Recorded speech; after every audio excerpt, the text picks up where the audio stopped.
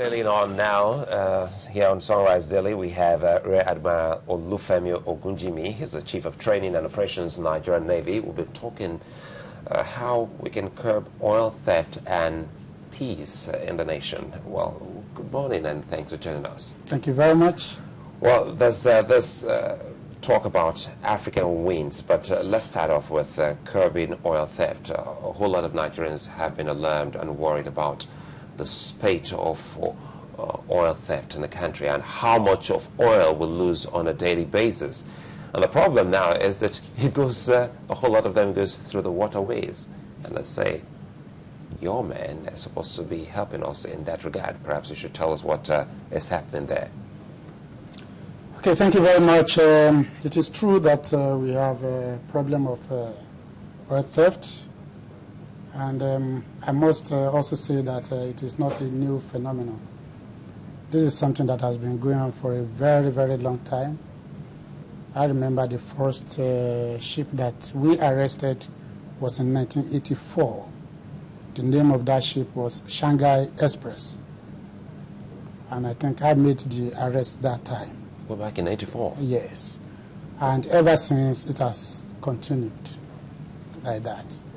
It has only become worse now because of so many reasons. Number one is that you have a lot of unemployment out there and people trying to make ends meet by all means. You also have a lot of information. People know that they can easily become rich by engaging in such things. And of course, doing it is not just the issue because only one person cannot say he wants to be an oil thief. What is he going to do with the oil? We also have the collaborators. We have those who collude also. We have buyers of the stolen crude or stolen product. Okay, so it's a multidimensional problem. And if we also recall, because of the enormity of the problem, the federal government of Nigeria set up a joint task force headed by a major general, that is to take care of the backwaters. Okay, and most of the problems that we have is from the backwaters. But as you rightly pointed out, whatever is taken from the backwaters is taken through the water, where we are supposed to be present. So you are very correct in that aspect. And we are present. We are present. But when you look at our maritime environment, people think it's just the Bar Beach. It's not the Bar Beach. It's about 84,000 square nautical miles, which translates to about 1/3 the landmass of Nigeria.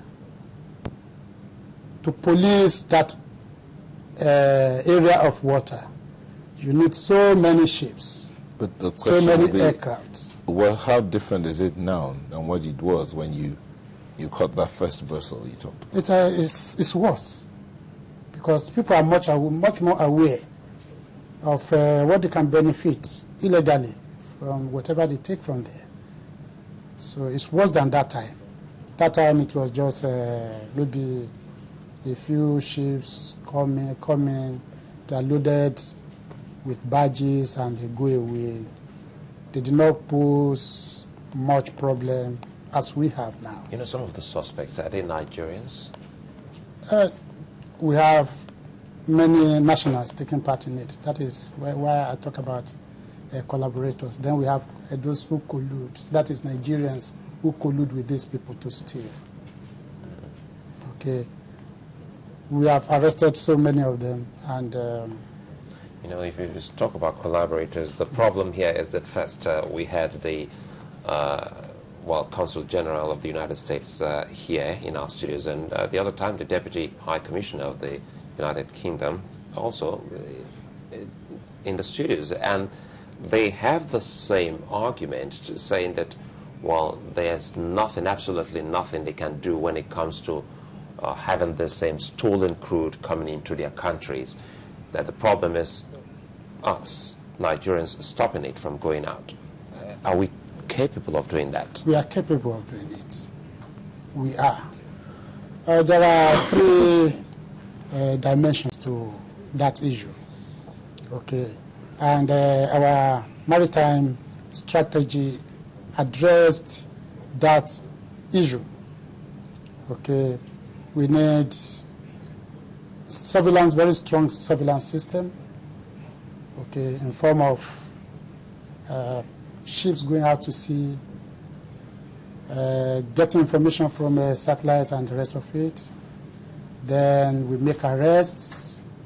Okay, the final leg of that is prosecution of the accused. Okay, we've been doing fairly well. I will not say 100% well because we still have a lot of the ships going through without being seen. Let me put it that way. But then, when ships are arrested, what do you do with the ship? We don't prosecute. We hand over to the prosecuting agencies. And what are they prosecuted for? Oil theft. What is theft? What do you steal oil for? To go and cook or to do these things? And you cannot carry the ship to the court. You only take sample to the court as exhibit. And pictures too. Yeah, and pictures sometimes. And they are fined. Find what they can just put their hands in the pocket and pay. Why is that so? Is it a question of our laws? It's the legal system. I don't think our law foresaw the situation where people will be stealing oil in ships. You don't think that could be termed under treason? I know that would be, pushing the law, but I mean, if at this rate we cannot, one would have thought that by now that the Nigerian Navy was in the problem. I mean, you can see what the situation is. You should have been lobbying for either new laws or saying that, we've been doing that, and the federal government is doing something about that. The National Economic Council deliberated on that a lot, and the Federal Ministry of Justice is putting together a body that will look at the problem that something like a tribunal sort of, that will prosecute those people, because we have made a lot of arrests. As I'm talking now, we have 28 ships in our custody. We've had more than that. That is this year, those arrested this year alone. What would you say is causing the increase? I mean, people say oil theft has always existed, but never in this magnitude. What is fueling this increase? We must look at stealing. We must put stealing in perspective. First and foremost, there must be something to steal. Okay, and what to steal is the oil. There must be no guardian or very weak guardian. That is somebody protecting that something to be stolen.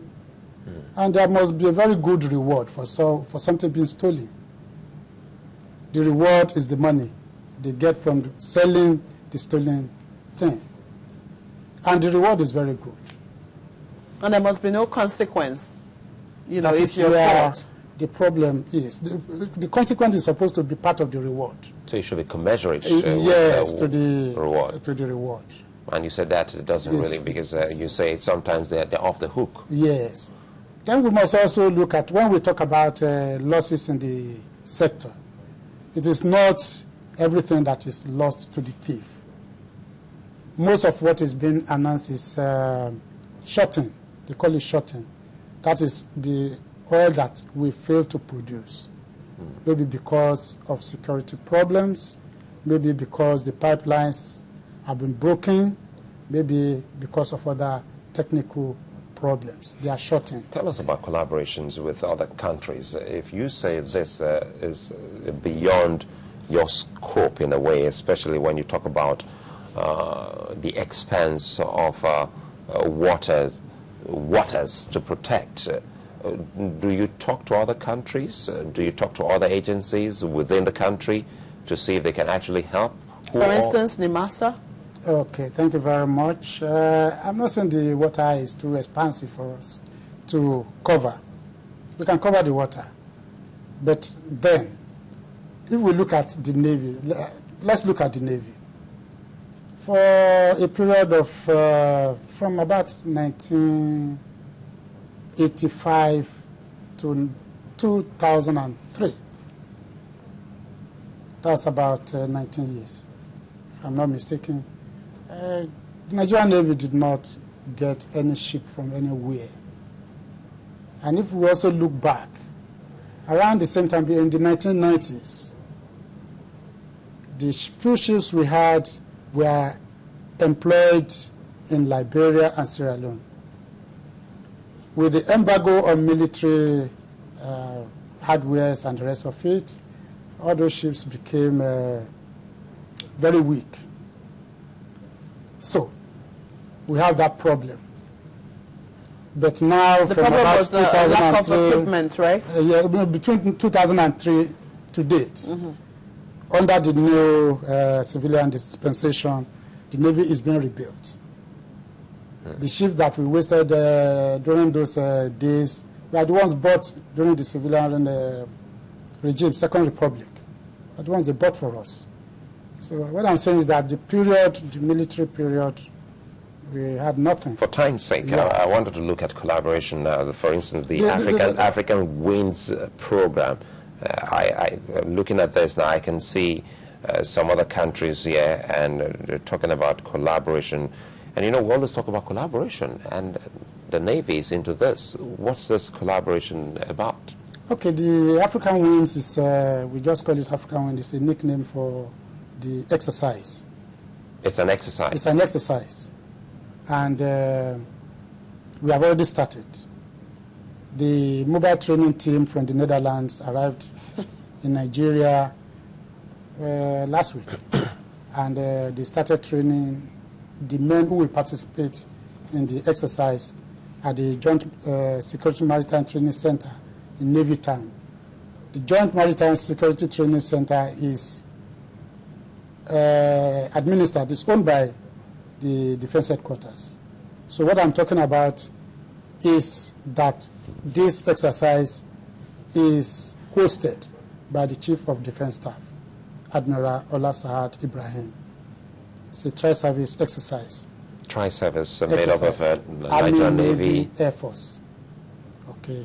And the training will last till the 14th. That is the one in Lagos. The training in Calabar should have started by now. It's starting today in Calabar. That is because we have 2 legs. Okay. The one in Lagos will culminate in a landing exercise at Ibeshe Beach. And after that, the group will move to Calabar. Rear Admiral Gunjimi, sorry to comment. What do you, or what do we aim to achieve at the end of it all? Okay. It's joint planning and execution of the plan. That is what we are driving at. It's a joint planning and execution exercise. We are training. The training will be put into practice. Then we can assess how much of it we imbibed. Okay. The exercise in Calabar will be like a practice with the foreign partners, that is the Netherlands and the US. Then the one in Calabar, they sit back and see how we conduct it. Are there any current threats to our security that has necessitated this training? No. No. They started from Senegal, from Morocco. They conducted the same exercise in Morocco, in Senegal, in Ghana, in Benin Republic, and they are in Nigeria now. So why are we doing So it's just to enable us to work together. That's all. No rivalry? No rivalry. In fact, to break whatever rivalry there had been. Because under the same sponsorship, it's sponsored by the Americans, under the African Partnership Station. They sponsor it. Under that sponsorship, we've been having the Obangami Express. Obangami Express was first held in Cameroon.